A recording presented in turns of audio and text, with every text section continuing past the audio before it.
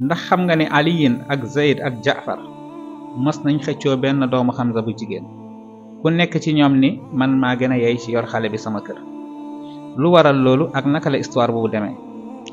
ginnaaw ba yenent bi yëwanoowee ak waa Màkka ca sulhul Hudaybiya ci atum juróom-benneel bi ci gàddaay gi ba yenent bi yëwanoowee ak ñoom ba noppi dañ ko ne jógal nga dem amatoo loo fiy def. ndeysaan ba yenent bi di génn Màkka benn doomu Hamza bu jigéen bu ndaw daw topp ko. ndeysaan ba xale bi ñëwee aliyin ne Fatima jëlal gone gi nga yóbbu ko kër ga yor ko. Jaafar ne déedéet man maa gën a yey ci yor xale bi. Zayd ne déedéet man maa gën a yey ci yar xale bi. ñu ne aliyin lan moo tax nga ne yaa gën a yey ci yor xale bi? aliyin ne xale bi doomu papa bu ndaw ci Fatima la ba pare sama doomu papa bu ndaw la ndax Hamza papa la ci ñoom, Hamza ibn Abdul Muttalib. kon ñun ñoo gën a yey yor xale bi sunu kër. Jaafar ne man maa gën a yey ci yor xale bi ndax xale bi tantam di Asma bintu Umays sama soxna la mu ngi sama kër te manit xale bi sama doomu papa bu ndaw la ndax Hamza papa bu ndaw la ci man, kon man maa gën a yey ci yor xale bi.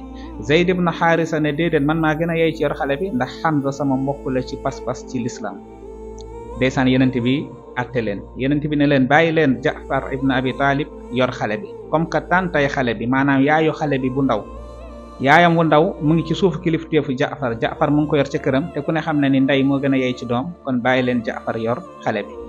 ndeysaan yenent bi wëlbatiku ci Ali ne ko anta minni wa ana mink, yow ci man nga bawoo man it ci yow laa bawoo, maanaam man ak yow benn lañ duñ ñaar.